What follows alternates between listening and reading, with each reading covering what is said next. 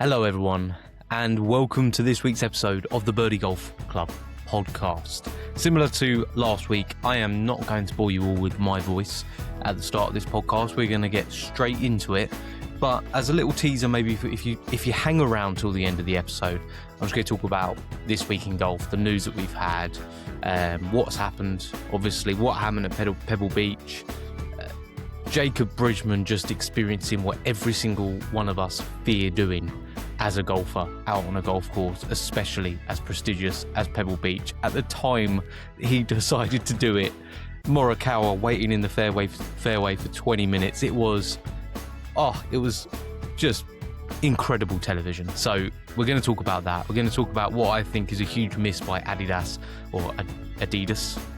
Is it Adidas or Adidas? Who cares? What I think was a huge miss by them in their advertising for this year. And that'll probably be about it. But for now, let's get into this week's episode, which is with the co-founder, I believe, and co-owner. I want to make sure I'm getting that right, but I think I am, of Strike Wedge, Chris Rose. It's a brilliant conversation. You're going to enjoy it. I think Strike Wedge is a training tool that shouldn't just be thought of as a training aid. I think it's a training tool that is going to find its way into most golfers' setup, enabling them to take what they've learned in a lesson and put it into practice and actually get real feedback. So let's get straight into this week's episode with Chris Rose from Strike Wedge.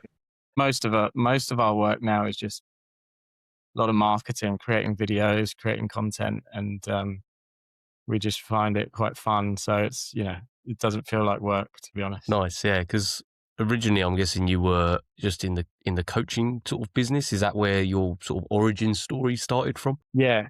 So I guess so. Like I've been teaching for probably 18 years.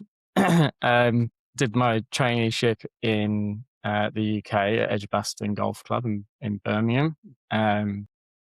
So that was great. And then, came over here, came to Australia 13 years ago. And I've been teaching that whole time. So that's primary. I still teach. I've got my own coaching business. So that's still big part of my day to day. But obviously creating this tool has allowed us to do some other stuff that's, taken up a bit more of our time, but it's like I say, it's all good fun. Yeah, exactly. And I think it comes across really well. I've got mine literally right here. It's being well used, hence sort of the mud marks on it and things like that as well. Probably a few hits on it as well, I'd have thought. But I think one of the things that really came across with the Strike Wedge, and I think what's resonated with the golf industry with it, is how simple it is and how effective it is at one of the biggest issues that affects pretty much most amateur golfers, professional golfers maybe from time to time, but not probably as much. But just that strike consistency. And it's the word consistency that I'm sure you hear week in, week out when you have lessons. And I'm guessing that's where the Strike Wedge, really the thought process came from. Yeah, I think so. Like I say, I was coaching every day. And I think the biggest thing for me is that when I coach, I try and keep things mega simple. Most of the people I'm coaching they've got full-time jobs. They're not out there hitting 1,000 balls a day. They're busy. They've got kids or whatever it might be. They're mid to high handicap club golfers. And I obviously keep seeing the same issues, keep seeing ground first contact. That's the biggest thing I see. And then we talk about, with Strike Wedge, we talk about kind of fundamentals, things that you want to be able to do really well, or every good golfer does well.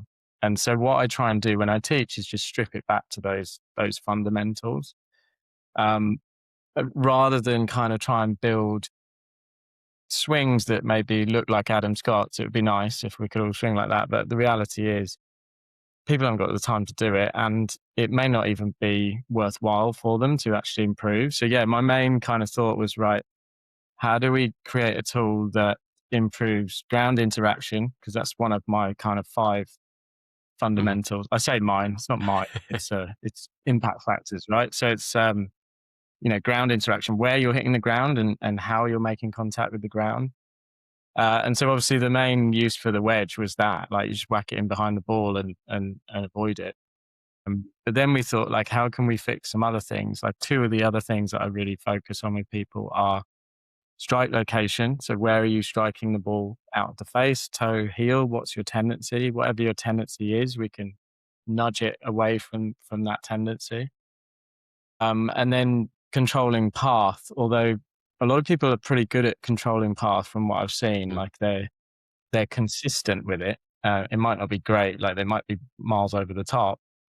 And a lot of path issues, I think, stem from club face anyway, but it is a tool that can fix your path as well. So if you're 10 degrees out to in, it can nudge it the other way by putting the obstacle up and putting it in the right position. So like, yeah, I think long story short, it was more just trying to create something that is multi-use, really simple, because that's always how my brain has worked when it's come to golf, and just, you know, something you can carry around in your golf bag. I think the simplicity of it also annoys a few people. Yeah. We get plenty of like comments and trolls, but it's funny because those comments are often coming from someone who's engaged in our content. They obviously like it. Maybe they're annoyed they didn't think of it, but it's you know, the sole design was to help the players I coach. And when we realized, we just made like a really cheap thing to start with, like a initial design, and we realized that it was actually helping the people that I coach, and most of them are mid to high handicappers.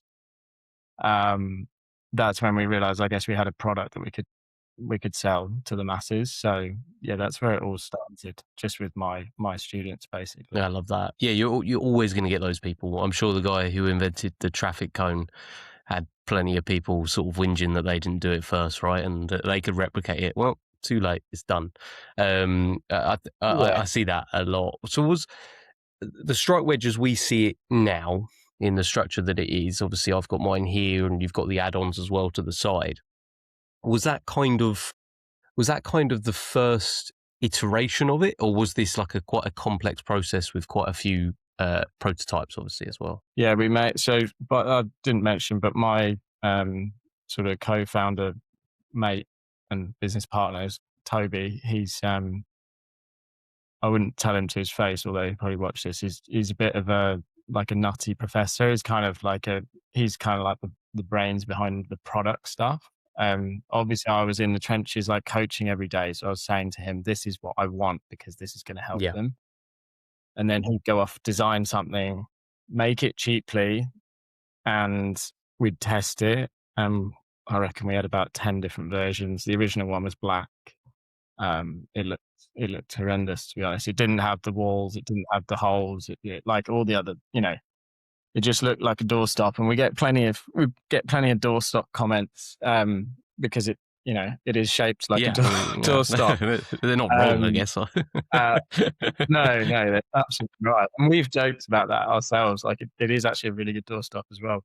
But the original design, you could have used anything, because there was nothing adding to it. There was no walls. There was no so it wasn't really a multi-use product.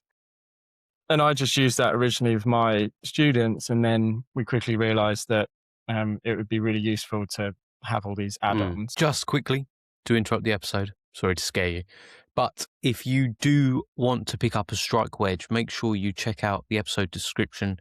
There will be a link which will get you to the Strike Wedge website, and there you can order one and have it delivered straight to you. If you click that link, if you buy a strike wedge, it helps out the podcast. It helps the podcast grow, and I'd really be appreciative of it. They're not words. Anyway, you know I'd appreciate it. Help your game, helps out the podcast. Everyone wins, and we'd love to hear your feedback as well. Back to the episode. Enjoy. Actually, the reason we realised that is because I was using it. One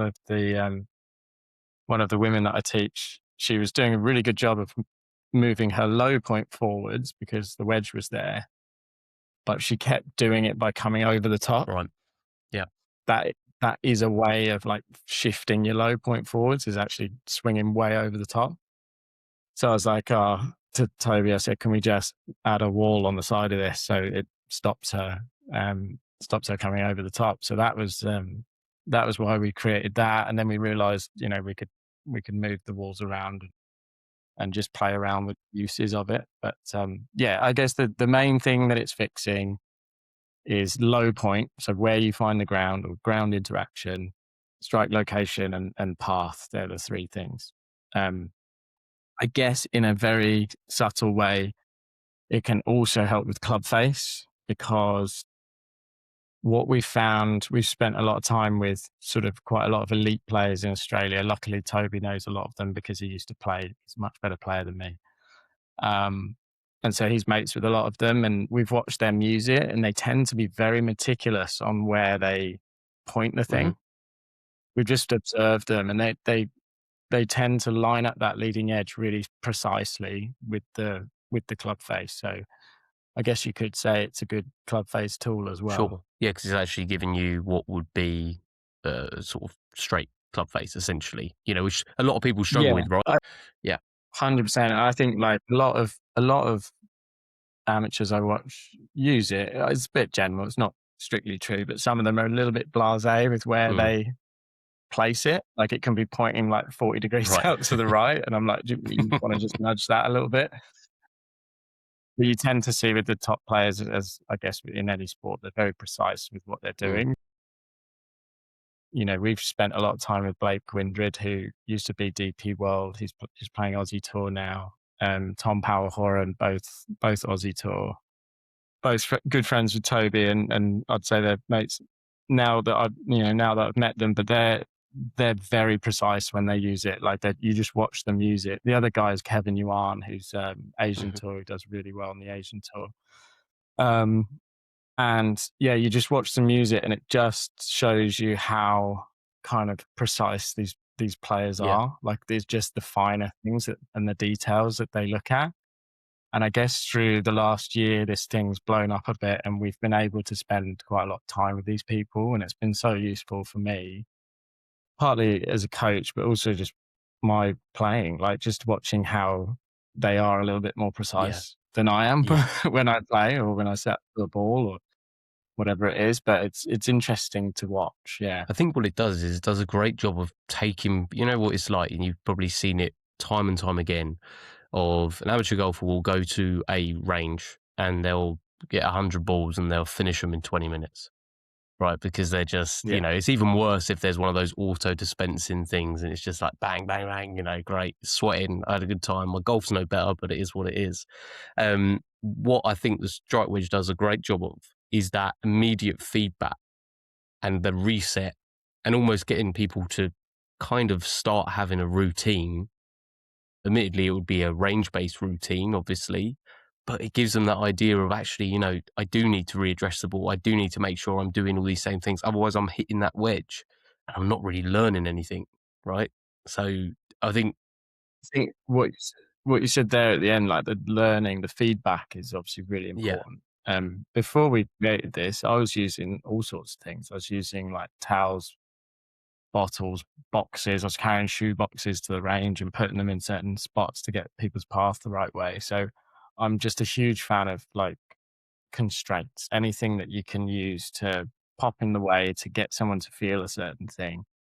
Because the reality is, like, to change your movement pattern is really difficult. And if you're thinking, this is my personal view, and obviously there's other views out there, but if you're thinking too internally, if you're thinking about where your wrist needs to be, where your trail elbow needs to be, all these kind of really internal thoughts, which might be true, or where your pressure needs to be in the downswing.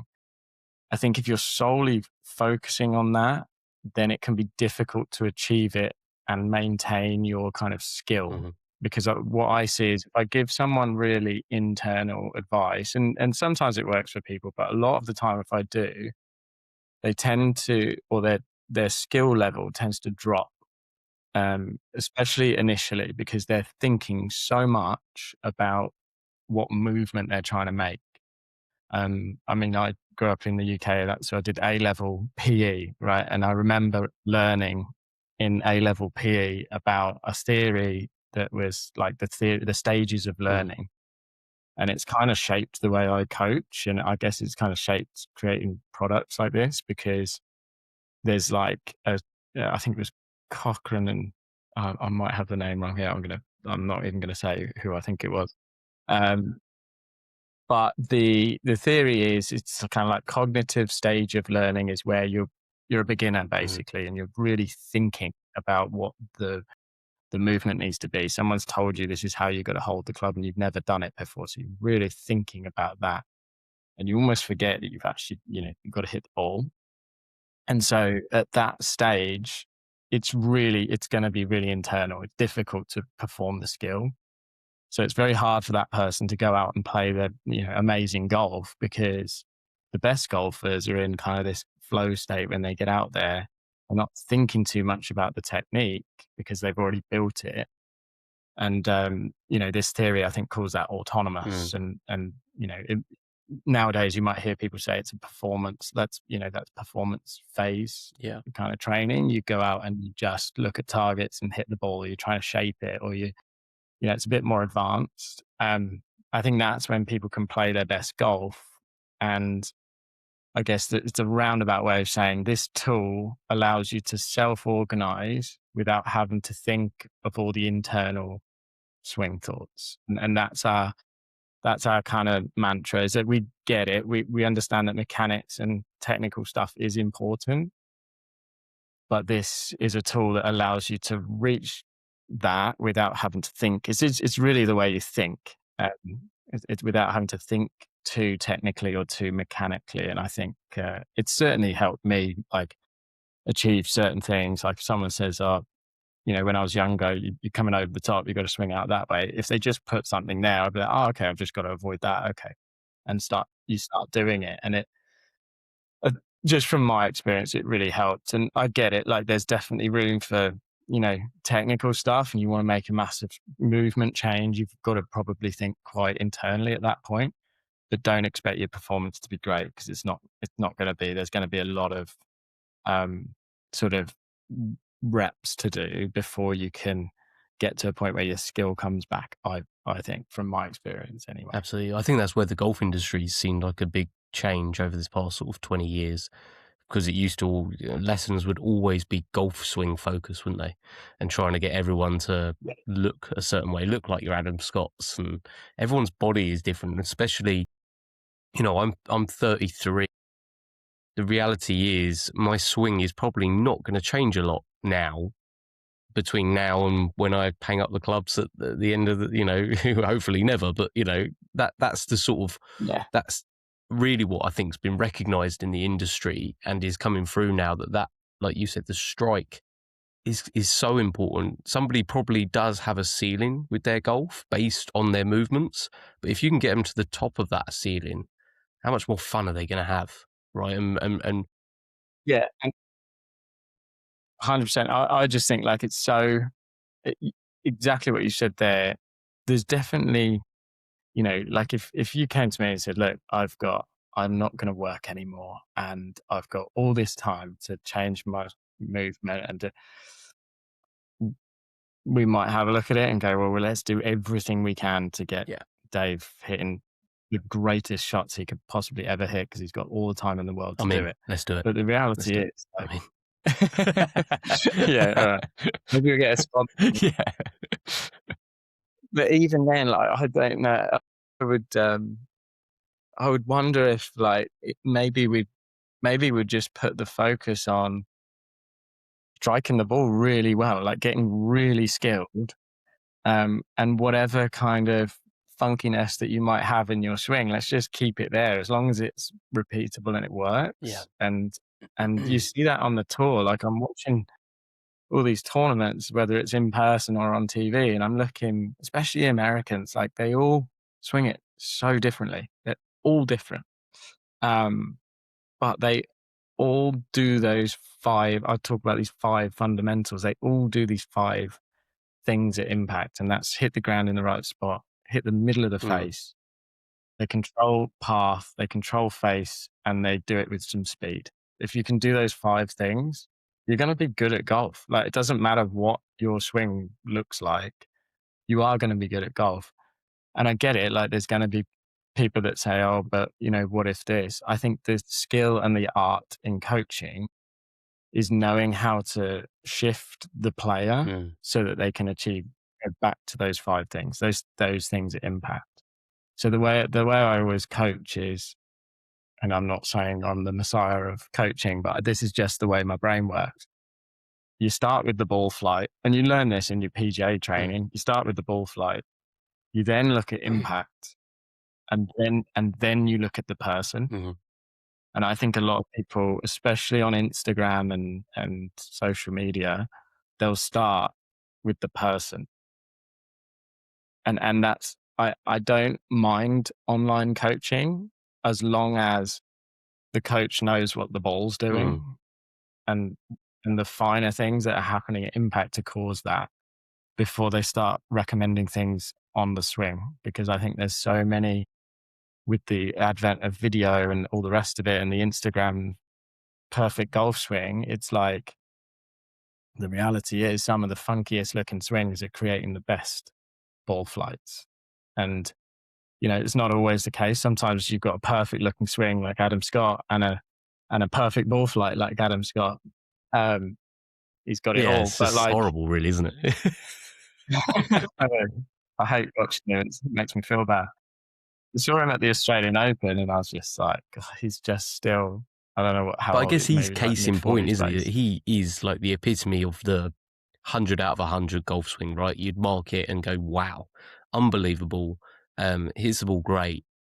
But then also, equally, his career has obviously been very, very good. But you look at someone like Scotty Scheffler and the way he swings a golf club, that would that have been taught from a junior age? At that point, definitely, there's no way, right? But look at the success he's having. That's why I think something happens in America where they just emphasize like play golf, get really skilled, get really good, and just get out there and perform. And I think they're really good at that. I think maybe the UK and Australia, like if you actually look at this again is quite a general comment, but if you look at a lot of the swings, they come out with these beautiful golf swings. And maybe you could argue that the Americans are just really good at winning, especially individually, not the Ryder Cup, obviously. But obviously not. but that is a general comment because there's obviously plenty of Europeans with all different funky golf swings. But I think the key is if anyone gets to that level, and I certainly haven't got to it, but what I've seen just being around these people is that they all swing it differently, but they all do those things really well. And I think the skill in the coaching, or whether you're using a training aid or whatever, is identifying, okay, which one of those 5 things is lacking. Maybe someone's hitting the ground a little bit early or whatever it is at club level. And you then obviously see that it's a fat shot and it's not going as far as it should. And then you look at the person and the person's got his weight on the back foot.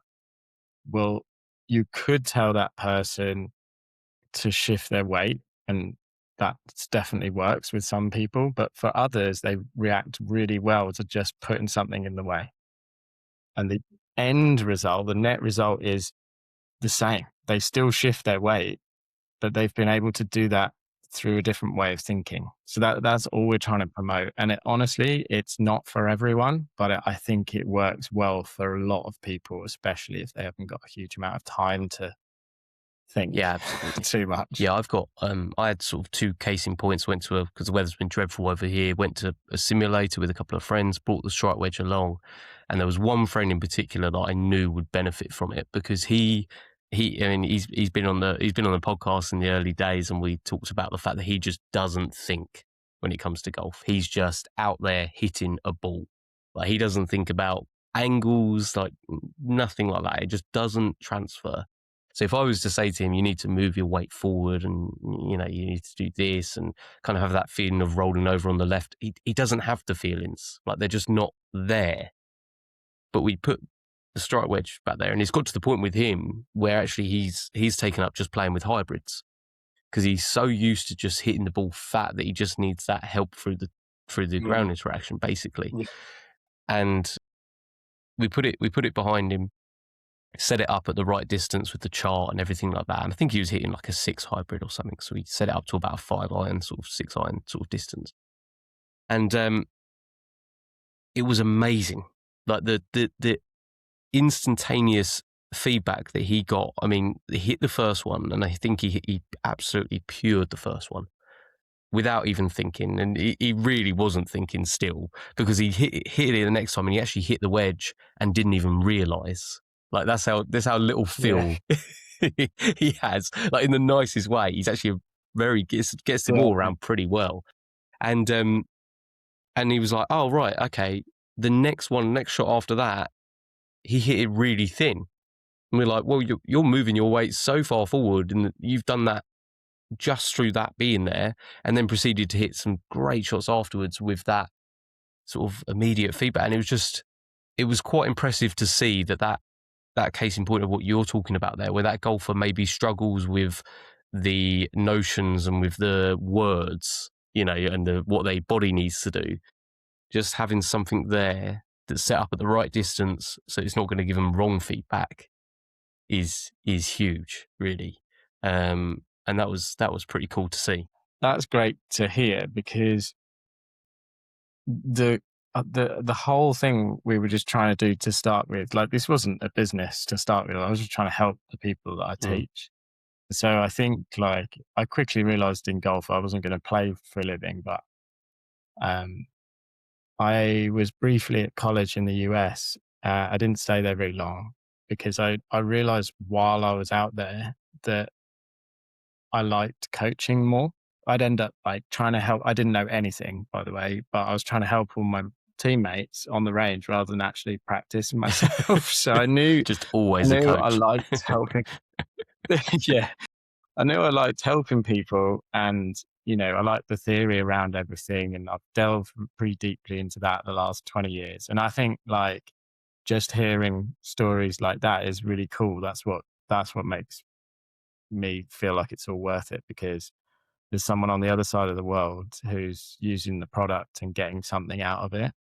And I don't think I ever would have been able to probably help your mate if I didn't create, or Toby and I didn't create the product. So that's really cool to hear, definitely. Yeah, it was amazing. But I think the main thing for him is, like, it's probably great that he doesn't think much, because some of the best golfers I see, like, I'm good friends with Steph Kyriakou, who's like top 40 in the world on the LPGA tour now. She plays at our club, and she's just great. Like, she's got the best mentality I've ever seen. Like, but partly because her head's like, and she wouldn't mind me saying this, but her head's like in the clouds most of the time, but in a good way. Yeah. Like, it's just like, she's so good at golf. Like, everything's just simple, and she doesn't overthink anything. I think it's fantastic. And, like, from what I've seen and from what I've experienced, the less that you can get people thinking is they're going to perform a bit better. Yeah, like I say, that's what it's all about. It's about helping people, and we'll just keep trying to do that with whatever we create, I think. Yeah, absolutely. Yeah, no, 100%. I had another friend, and he's got some more issues, and he ended up testing the durability of the product pretty well. Not on purpose, even not with a hammer like I've seen you guys doing on the socials. Yeah, but no, absolutely fine. I zoomed in afterwards. I was like, you've definitely broken that. Like, for sure, you've broken that, because he swings pretty hard as well. But it was absolutely fine with the materials for it. Obviously, you probably won't want to go into exactly what's in the product and everything like that, but was that a trial and error basis as well to get it to this point of it being an extremely durable product? Yeah, because the first one we made did break a lot. Well, we probably made about 10 of these things. So it's they all broke until this one. And we're actually going to try and do a video soon where we just run it over with a car, because I don't think it's going to break. I haven't tried it yet, but yeah, I don't think it's going to break, but I think that would be a good vision Yeah, for absolutely. people. Because one of the big questions we get is this thing going to just break on the second hit? And no, it doesn't. So yeah, we've done a lot of testing with it, and it's really durable. I honestly think we could probably run it over, but I'll let you know I'm in gonna about say, oh, 2 days. I could test that for you, but I don't know. I quite enjoy the product. I know. Yeah, we've got a few. So we'll try it. I'll let you guys do that. No, that's really cool, and settling on this design and everything like that. Was it one of those things that once you'd sort of settled on the exact shape and everything like that you wanted it to be, it was just like, bam, yeah, that's it. Yeah, I think the next thing was like, well, we did a bit of branding. We got one of my friends, she's from the UK as well, Katie. She's brilliant. She does like branding for brands, but it's really good. Like she's got all the colors, she's got the logo. I think that's why our website looks all right, and the Instagram, the socials look all kind of aligned. And so then it was about just popping the logo on it. We wanted to make it quite bright, Yeah. because I guess it gets seen. Then it's funny actually, like when I do go to teach, I do group coaching a lot of the time with my players. It's kind of like a subscription coaching model, and I get to the range, and sometimes like they're already there, like 6 of them set up, and they've all got the orange wedges. So it's kind of a good photo opportunity because they're all just lighting up the Yeah. range. And I think we had like this vision of that as well, and it kind of, obviously Trackman's orange, and I think it links quite well with that. We use Trackman in our studio now that we've got. So I think orange is just quite a good poppy color to do training aid. There's quite a few of them, but we decided on that color.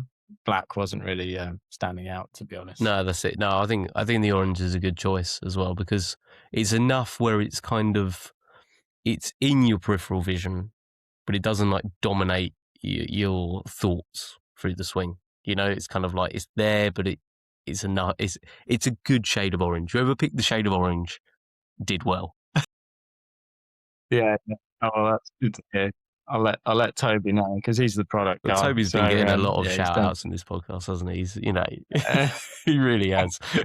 Oh, he's not all great. There's plenty of things, plenty of bad things about him, but no, he's a good lad. The good thing about Toby is that he has, he's a bit of a nutty professor. He's not like me at all. Like I'll be up at 5 a.m. partly because I've got a kid, but I'll be answering emails. I'll be stressing about certain like businessy things, whereas he definitely won't be up at 5 a.m. Doesn't have any kids, but he'll be slowly waking up at 10, but he'll still be awake at 1 a.m. thinking of the new idea. Like it's he's very creative, so it works really well because I'd be more kind of, I guess, the operations, and he's like, I just let him. It's like having Dennis Rodman in your team. You just kind of let him do what he wants, and then and then turn up when it matters, and I'm fine with all that because what he'll come up with just tends to be a great idea, like a lot of the time. So, and there's been a load of those on this kind of little journey that we've been on. So, yeah, it's probably quite a good combination of personalities, I guess, and it works fairly well for us. So. Yeah, and plus, that's the other thing with him is he can hit the ball really well. So I just use him in all the videos. So you'll see him. You'll see him in a lot of videos. Doesn't take many takes, whereas I'm there all day trying to get the strike. There was one where I saw out the middle. It was like you hit a big hook, and I'm guessing this is Toby in the thing, and he sort of hit just this really sweet like 15-yard draw. I was like, if that was my hook. I told him at the time, I was like, we are going to get some hate on this because that's actually a really good shot. He was like, I'll just post it anyway. We need to get the ad up. And I was like, oh. So we actually redid it recently, and I think I did it, and I hit like this horrific hook, and I just made sure it hooked and went way left. Such active hands. Yeah, because most of the comments were like, yeah, that looked like a great shot. Don't know what you're talking about.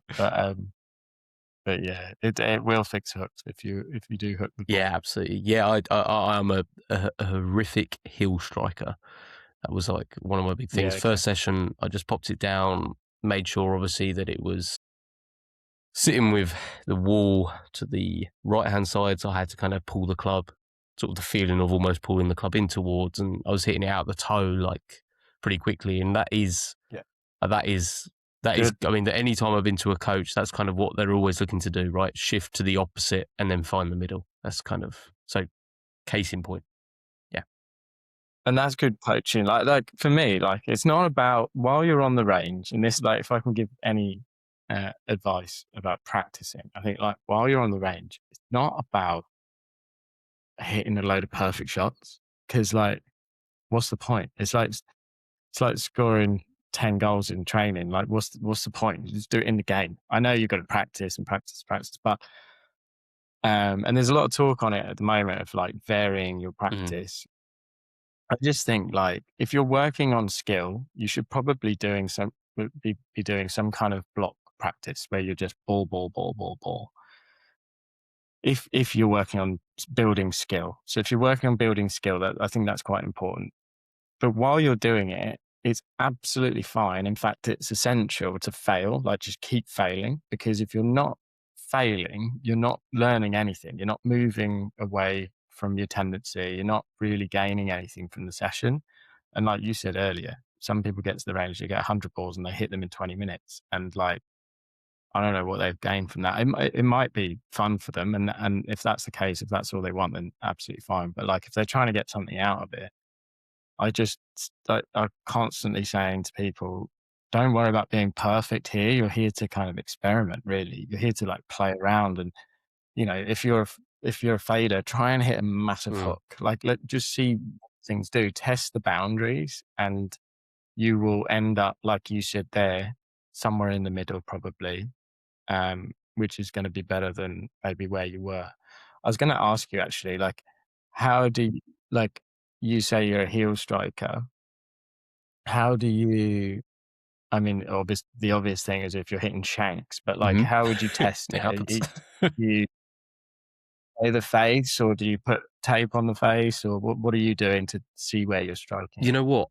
Probably not anywhere near enough. I don't do any of those things, but and it's one of those very annoying things where I keep meaning to just take, a bottle of foot spray with me or something like that. But I think because, I don't know whether this is a shared thing with most golfers, you're almost afraid of seeing the results of a full session and maybe taking notes of it, that you kind of stay away from it. But it's something that I need to do, and probably more golfers need to do as well, is actually getting, like you said, not being afraid of the imperfects and just going, that's my tendency. I need to work on that. But no, The reason yeah, I ask, like, I'm trying to sort of develop a way of testing everything, because obviously, like, someone might buy this product and not really know what they need it for. sure. Obviously, they might go to a coach and they could tell them, but like, it'd be good to have a kind of series of tests in those 5 areas. You know, where am I hitting the ground? Let's have a look. Let's test it. Where am I striking out of the face? Well, let's spray the face and we'll see. Obviously, if you're shanking it, it's pretty Yeah, obvious. yeah, Like, you know yeah. exactly where it's. That one hurts. Yes. Yeah. Or, you know, and then the harder tests are like path and phase, because you kind of have to have a launch monitor, Yeah. TrackMan or something to test that. But and then speed, obviously, you can test on TrackMan as well. But like, you can't really increase your speed with a strike wedge. I guess testing those 5 things would be a really cool thing to start with, um, so that you can then gauge how to best use whatever product you're using, whether it's ours or whatever. But like, I just thought, like, I'm thinking about doing this in the next month for my own game, is just working purely on one of those fundamentals. And I think for me, it would be strike location. So if you said to me in 30 days time, you're going to be much closer to the middle than you currently are, because you've just solely focused on that for a whole month. I'd be like, I'll take that, because I know my path and my face aren't too bad. I know I can swing it fast enough. And I know I hit the ground in the right spot most of the time. So I know personally for me, if someone said to me, you can hit the middle every time or really close to it, and I know it's unrealistic, but you can get it better, I would 100% take that. If you think about that with your own game, if someone said to you, you could hit the middle like most of the time, I think you'd play way better golf. And, you know, and it sounds really obvious, of course, but like, I don't think people focus enough on like the exact point where they're hitting the face. You know, like if you're a cricketer, you could have like the perfect forward drive technique, but it could come out of the edge of the bat every single time, and you're out every single time. You're not going to get any runs. And it's the same with like tennis. You could have the perfect serving technique, but hit it out the rim every time. So just the skill of finding the middle is just. So I'll probably do like an experiment in the next month of just working solely on that, so that my brain is just fixed on where I'm hitting the face. I'll let you know how it goes. Yeah, no, I love that. I think also that directly impacts all the other things. You know, you're talking about the strike wedge can't help with speed. Well, we all know that if you hit the middle of the face, your speed is going to go way up anyway. Smash factor goes up. It's all going to help. And I think one of the things I struggle with, heel striking is an issue, but it's more of a sporadic sort of issue. It's almost a situational sort of thing. My thing seems to be that, especially with my wedges, I tend to hit the ball a little bit fat, like a lot. And as the closer I get to the green, when it's in that awkward yardage, I hit the ball fat, and that's something I need to work on. You know, like you said there, that block practice at the range, having the strike wedge that little bit closer as well is, I know, going to help. So here's the other thing with that.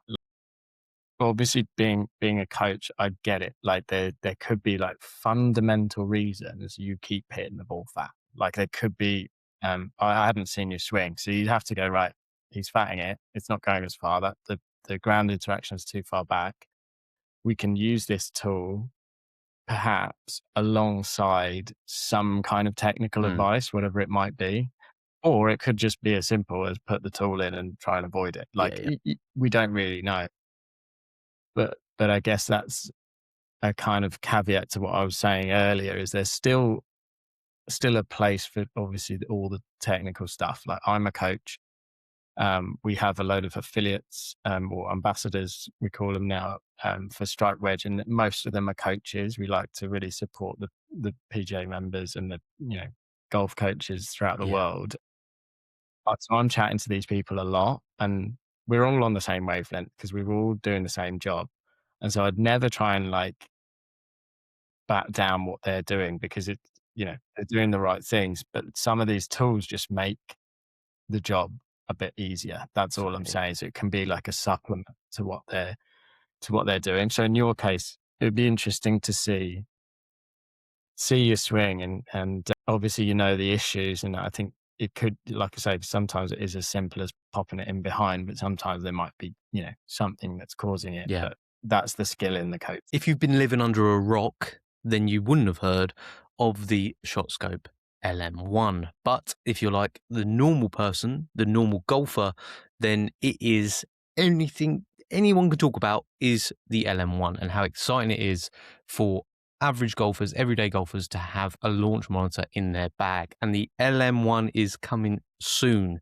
So make sure you're heading over to ShotScope. Make sure you're hitting the link, which is in the episode description right now, so that you can be first in line, ready to get hold of that very special portable launch monitor. Also, whilst you're there, check out all the products that ShotScope have to offer. Their watches, their incredible handheld GPS devices, the club tracking, everything that they've got there is unbelievable. So make sure you're heading there. You get 15% off site-wide by using the code Birdie Golf Club. So click the link in the description. It helps out the podcast. We really appreciate it. I say we, it's just me, really. I'm the podcast, but we're a family, really, aren't we? But anyway, head over to ShotScope. Make sure you hit the link in the description. Get your game ready for 2026 and make sure you're first in line for the LM1. one. I went recently to James Sharp, who I had on the podcast, and he's a brilliant coach out of East Brighton Golf Club, and he's a great player, like Order of Merit for Sussex, and played on the Alps Tour and stuff like that as well. And we worked on a lot of the stuff which was, set up essentially just too neutral, so difficult for me to get to the point I need to get to, especially with a little bit of a sway and stuff like that. So it was all, so we were working on those things, and I was a little bit worried afterwards because I posted a video of me using the strike wedge, and I thought, because he said during the lesson, he said, I really hate training aids, and I was like, he's like, not all of them. He did cover it. He's like, he said there's a lot of them which I just think are too gimmicky and it takes away from what you're actually going to do. And I then posted a video of me using the strike wedge, and I was like waiting with bated breath, like, oh no, James is going to see this and he's not going to like it. And he's going to tell. And I was so relieved when he put in the comments, one of the very few training aids that I think are great. And I think the reason for it is that I always say to friends that you can go and get a lesson, and it's great. It's amazing for someone else with all the knowledge to see your swing. But the one thing that's really difficult is implementing the change, because you might do it in that half an hour lesson, but then your old habits are going to come back in if you don't work on it. I gave a friend a thing of 10 times the amount of time the lesson is probably how long it's going to take to implement the change. And it's really hard to do that if in the lesson you've got all these tools that they can use, and you've got the immediate feedback of them being there with you. And I think feedback is the big word. And I think what the strike wedge does, it sits perfectly in that in the lesson it can work really well. But for the individual going home with their head full of, okay, this is what I need to work on, the strike wedge just makes sure that they are at the very least thing, just getting strike right, because like you said, you can sometimes be a bit paralyzed by change, and it can make your swing a little bit more difficult. Well, you're going to get pretty immediate feedback of what you're doing wrong. And I thought it was a great tool to implement the changes that you've made with a pro. And I think that really speaks into what I was talking to David Hunter, who's a ShotScope CEO, and he was basically saying, with all this technology and everything else that's happening, it's amazing. And he's like, AI and all this stuff that's going on is brilliant. He's like, but golf will always be about giving back to those that are giving to others. He's like, and we can't take away jobs through things like AI and these other little things that we're doing, apps and stuff like that. We just need to give the tools to the professionals so that they can make people better. And I think strike wedge leans into that. I think with that, was great. That's good to hear, because like what I always say with my coaching is that there's so much information now that's like readily available. Like if you want to fix your slice, it's not 30 years ago where you had to like pay to go ask someone how to fix your slice.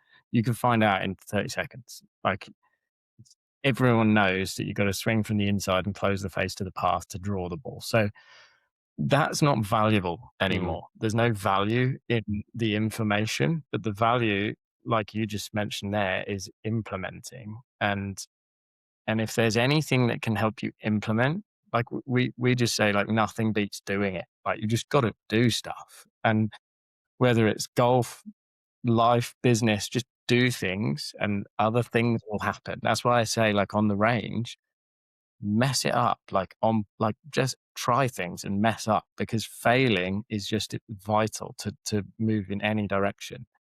And I think there's too many people like trying to be perfect. Although like hearing you talk is really encouraging, because I think there's a big change happening, and I think more and more people are getting more educated on how to actually get better. And the proper things to focus on. And I think that's what the tech is doing. Like ShotScope, I know you had the guy from Decade on. I love the Decade stuff. It's just so useful for golfers now. And so just extracting the right information and then implementing it, and maybe having a human being to try and help you implement, or some kind of product or training aid, obviously, but anything. Like if you're doing, and I think I speak to Toby a lot about this, and he's elite. Like he's an unbelievable ball striker. He's just probably wouldn't mind me saying he likes drinking and going out too much to make a career of it. But no, but he's really good. And the only way he's been able to get to that point of striking a golf ball and doing it with speed and like just you see the flight and the sound and everything. And the same for all the people we've been hanging out with recently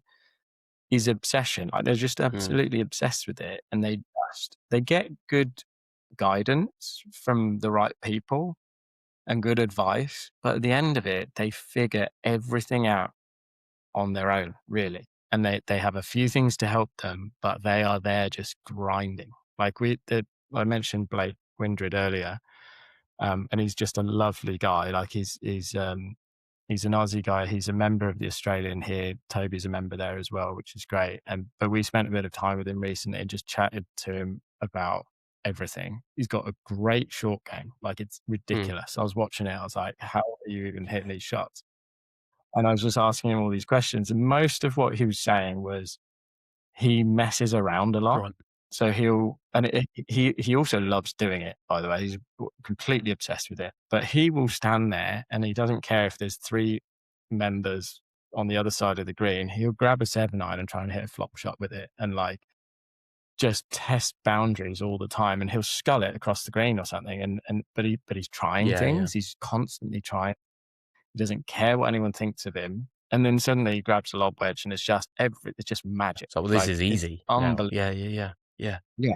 Like, I could talk all day about short game. Particularly in this country, I came over here and I thought I was good at chipping. I'm not good at chipping. Like the grain and like, I was like, what's earth am I chipping off here? Yeah, like it is mad. So if you get anyone, personally, I think anyone gets really good at short game in this country or in this particular area, they are unreal, and it would transfer really well everywhere else. But my point with that little story is that Blake is just like, I just try things all the time. I figure stuff out, and I think that's so key to getting better at anything. Really, is just really delving into it. And yes, you get good advice, but at the end of it, you just need to like just do it. Like that's the best. That Nike slogan is one of my favorite. Yeah, and favorites. I've seen Strixon this year going with that exact tagline of just be obsessed with it. Just absolutely love it. I think one of the things that maybe happened to golf at some point is it got too grown up. And I'm a strong believer, and you watch like a kid, and I think back when I was a kid and I was learning different sports, and I've spoken about this on the podcast before, so sorry listeners, I'm going to do the same story again, but you would, I'd go into my back garden and I love tennis, and I would literally play out a Wimbledon final against a brick wall with me being both players, and I would try and beat myself almost like every time with it, which was insane. But it's childlike, and you know what? I got decent at tennis just by playing that way. Same with football. I'd literally just be in my garden, just like trying all these different things. And I think with golf allows us to be children. It's just sometimes the reserved nature of what we think you have to do stops it, and I think with that growth stops as well. And it's a reminder. You saying that is a reminder to myself of not being afraid of just hitting some bad shots, but having fun with it. And then, like you said, suddenly you got a 60 degree in your hand instead of a 7-iron, and you're like, this is a breeze now. Yeah. Easy. It's like practicing. It's like Maradona doing keepy ups with a golf ball. Yeah. Like he gets a real football and it's like the easiest thing ever. Like it's just, I think you're so right there. Like having fun. Like Blake standing there and trying to flop a 7-iron. He's never going to actually have to do that, but he's just trying to figure some stuff out. Like we're obsessed at the moment with figuring out why when you wet the face of a long iron and the ball, it creates more spin than when it's dry.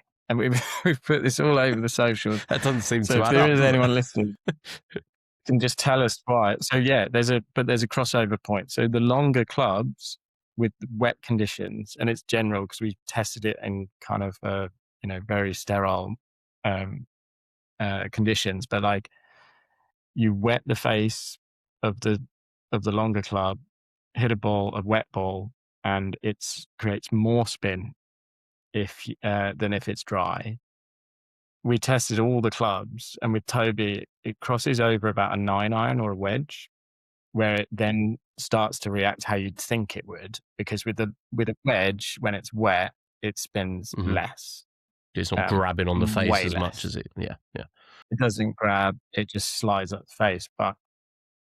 And I didn't know this until we started just getting obsessed with finding stuff out. But I still haven't found anyone that can tell me why that's happening, like the scientific reason. We don't know, but we know that it does create more spin. It's mad, So isn't it? yeah, if there's anyone out there that can tell me.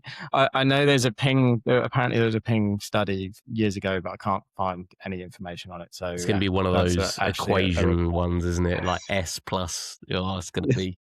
But yeah, I mean, I'll probably see the answer and be like, and still not know. You're like, okay, explain it to me again, like a 4-year-old. Yeah. Yeah. But it seems like that.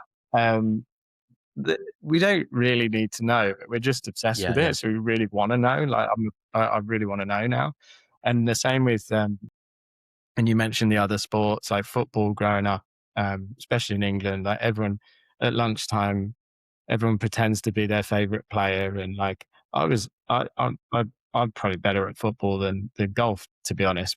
And I was obsessed with football, absolutely obsessed. And probably still am, but too old to be running around. I still do it, but like it's that kind of love for a game that just keeps you coming back. And I don't think I was ever in football told like the finer details of striking a ball, just or work out. You just play so much.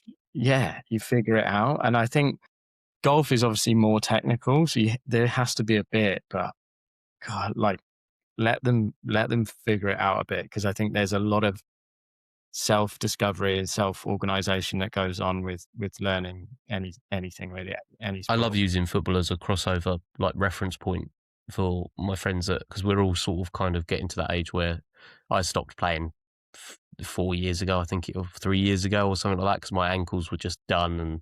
And slowly my mates have all sort of migrated over to golf that hadn't been playing before. And some of them were just like, I just don't get, I'm now like holding this thing and I've got a ball down there that's still like, I was like, mate, it's just a free kick situation. I'm like, just view it like that. And I said, think how you'd hit a curler with the inside of your foot. That's a draw. I'm like, and if you were just pinging one with the outside of your foot with the cutting across it, that's your fade. And like, what it, I do that.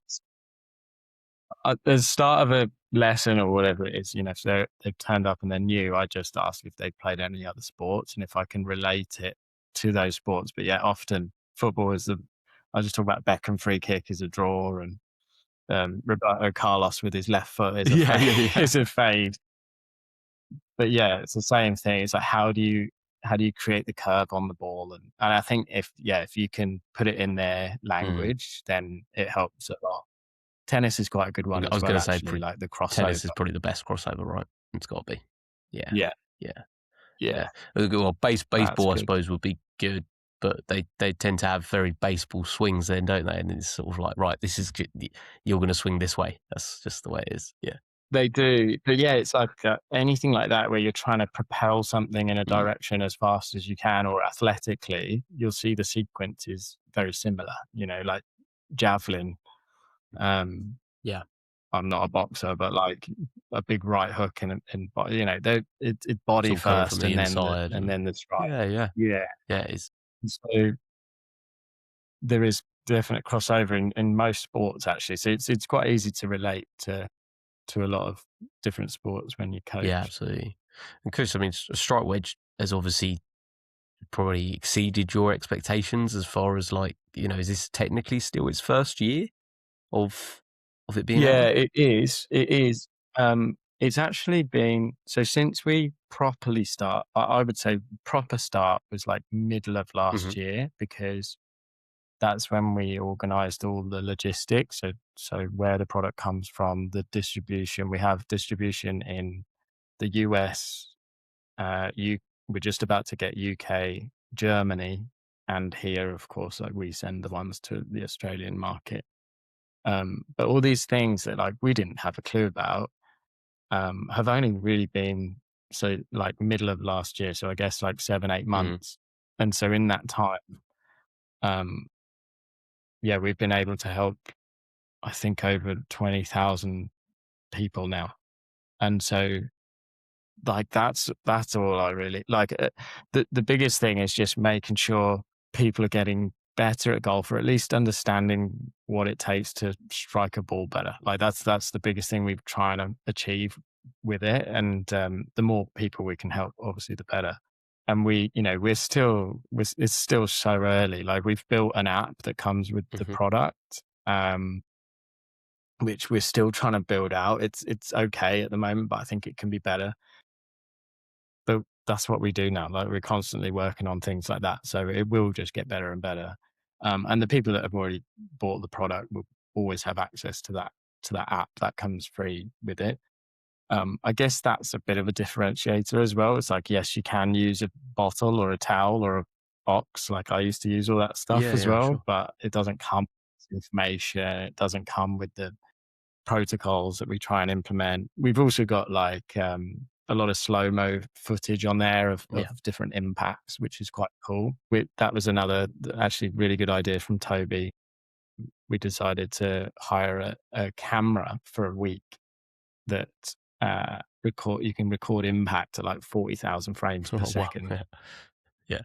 And luckily one of Toby's best mates, Fez, is a videographer, and he helped us actually use the thing, and we got tour players in to use it, and it was amazing. And some of the content that we produced from that is just getting like millions of views. And I think it just helps to educate everyone on what impact looks like, whether it's good or bad. That's another thing that we've got inside that kind of app that comes with the product. So that's cool.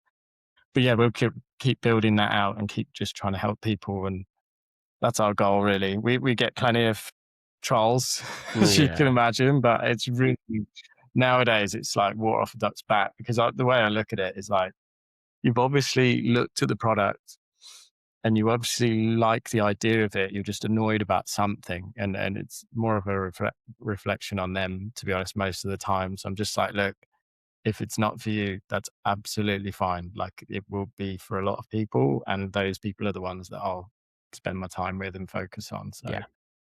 So yeah. Unfortunately, those people, like we were talking about before, you were saying about do things. Normally, you find they're people that don't, and it's just a frustration. And hopefully that changes for them, and they can find something they're passionate about and do it and feel good about it, and stop worrying about what everyone else is doing too much, and just enjoy what's out there. Because, like you said, it's been designed to make people play better, and if they, and that's what it does. So, what is there really to whinge about? That's definitely like, you're right. I think like it's funny how many people will. I keep talking about football because I'm obsessed. I'm but with like, you. it's funny how We can many do it. people We can talk football. We can do football. sit on their sofa. Like, unfortunately, I'm a Tottenham fan. It's probably going to make people take. Are you Arsenal? Man United. I am. I fall into the Southern Man United fan, but I am a Man United fan. Okay, that's fine. I'm all right with that. I'm not offended by that. Good. But yeah, like I watch Spurs, and like quite clearly we're struggling a bit. But like when you actually watch the players on the pitch, they're all elite athletes. Like these are the tiniest of percent of people that are doing the job that we all wanted to do. And like, you find yourself sat there like criticizing these like amazing athletes. It just makes me laugh. An armchair athlete, aren't we? No, he's not really good. Like, come on, mate. He's actually brilliant. Like, he's unbelievable, but it's just like the level is outrageous. And I do think last year of doing this whole thing, especially in the golf industry, has just allowed me to realize how good these players are. Like, it's just ridiculous. On that note, are you Frank in or Frank out? What's the? I just want Poch back. That's all I want. Okay. Yeah. Yeah, just for nostalgia, you know. just just for nostalgia. It probably will fail, just like the rest of them, but it will just make me feel good about the There's club. probably a better chance now Levy's gone. There's probably a better chance of that happening because he might see a project there now rather than just Levy controlling the financial strings. But just think after the World Cup, he leaves the US and just back to Spurs, and then we'll all be happy for about a month before the actual season starts and we start losing again. yeah, Probably the reality. well, if Carrick keeps winning, I don't see how we can't give him the job. But if he doesn't, I suppose we could be in the market for Poch as well. So we could cause you some tears there, maybe. I really like I like him. This turning into a football podcast now, but Oh, yeah, right. I like him. I loved him as a player. Like obviously, yeah. He was at Spurs and I loved him, absolutely loved him. And I was a bit gutted when he went to United. But even when he went to United, I was watching him there. He was such a good Pure footballer. class, I think isn't a he? little bit underrated. He's pure class. And I think we're a unique club because you can't just have anyone inserted in as manager. It just doesn't work.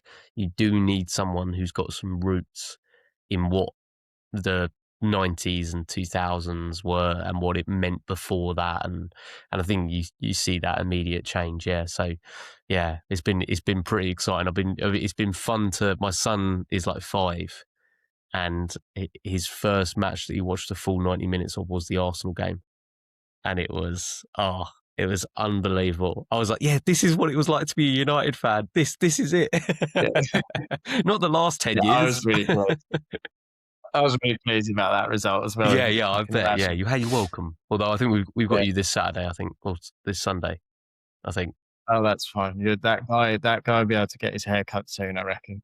Honestly, it's either you or West Ham, isn't it? I think you're going to cause him some serious pain on that fella. He was not expecting that, was he? For that, he lives in Spain as well. No, I heard. Absolute nightmare for the guy. Oh, yeah. Not Chris, fun. I really appreciate you coming on and sort of talking more about the Strike Wedge. By the sounds of it, with what you guys are doing, it probably won't be the last thing that you're looking to try and create once you've got into this space. Would I be wrong? We got some thoughts on the next few things. One is more of a digital product, like an app, and then the other one will be a physical thing. So watch this space. Stuff's going. Exciting stuff. Well, I'll put a link to all of Strike Wedge website and to the socials and everything like that as well. Thank you. Thank you for letting me test the product. And with my mate, I'm gonna let him borrow it for a little bit more longer as well for him, get him out of those hybrids.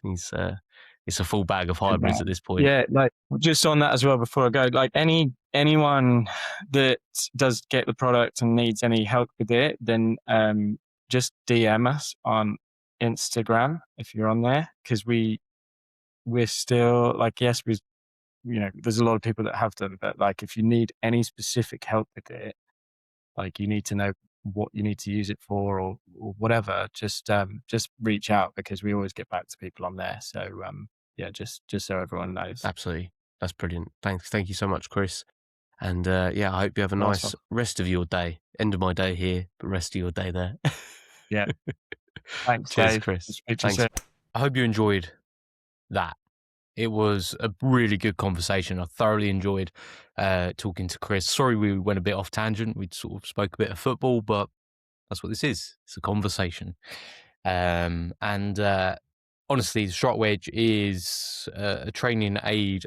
I've used many training aids, and I don't want this to come across like, buy a Strike Wedge. It's going to change your life, because you still got to hit good shots. And I've used training aids where I've used some which I felt were just gimmicks.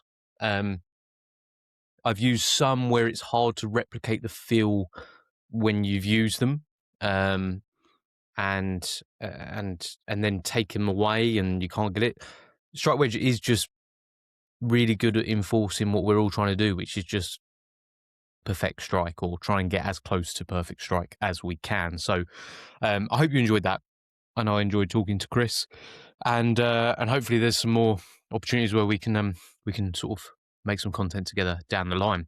I wanted to get to the Pebble Beach Pro-Am, but actually before that, I want to get to AK and his unbelievable win in Australia. Liv gets a bit of a bashing, including on this podcast. But at the end of the day, I think that's probably the storyline, perhaps already of the year, which is pretty unbelievable, really, isn't it? And that's not just a clickbaity thing to say. It's truly remarkable what Anthony Kim has done after disappearing, being the golden boy of golf in the early 2000s, and then just disappearing off the planet. He had so many struggles that he had to deal with. And I think it's his right also not to have to go into depth about all that stuff. Like, that is his past and he doesn't want to deal with it. Perhaps there'll be a book down the line. But I think with the line of questioning, sometimes it gets a bit pushy on that. And he's not really interested in talking about it. He's got his new life now with his wife and his daughter. And he just wants to get back to doing what he loves, which is playing golf, but most importantly, being a dad and being a husband and being a friend. And I thought his win was really fantastic. Unbelievable to do it against Bryson and Rahm as well in the final group and sort of blow him out of the water on the final day. I think he shot 9 under to win the tournament, coming from 5 back. I mean, it was just proper golf. So happy for Anthony Kim. I've actually exchanged a few messages with Anthony on social media, and he's always been nothing but really kind. I don't think he's too interested in coming on podcasts, and I can't necessarily blame him. The door is open. Would love to have him on, but equally, I know that he's probably concerned about how much people will probe him about his past. Making it clear, I don't want to. I'm not that kind of podcast host, and hopefully people know that. But either way, if he ever comes on, it'd be wonderful to have him in and to talk about golf and his journey. But what a story! What a beautiful story to come out of golf, and forget the LIV and the PGA divides. I think everyone was just happy to see it. Obviously, we had the Pebble Beach AT&T Pro-Am, which for the first 2 days is a weird tournament, right? Because you sort of see half the shots and you have these weird celebrity shots, and it seems like a bit of a hit and giggle. And then Saturday comes and it's like, right, serious tournament time. The weather wasn't the best. It's always nice to see Pebble playing in nice conditions, really, because it's just a beautiful thing to look at on the TV screen. Tough to see it when it's like bucking it down with rain and wind and all that stuff. The greens were super receptive, so the scoring was really low, and then the wind came in and made it a little bit more tricky. But those guys are so good at golf, funny enough. Great for Colin Morikawa getting it done, but we have to talk about Jacob Bridgman having just such a big blow up on that last hole. Like, to be fair, his score wasn't even that bad in the end, but the fact that Morikawa had to wait for 20 minutes plus after he hit his tee shot, waiting in the fairway, and it's bad enough he's like gone so long of the green, he's on the beach, Bridgman.